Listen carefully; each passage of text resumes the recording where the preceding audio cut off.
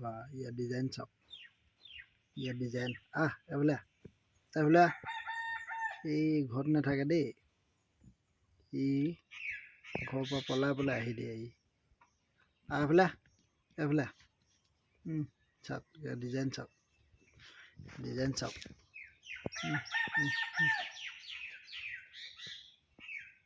এইফালে এইফালে কাণত ধৰিব দে, কাণত ধৰিব দে। এইফালে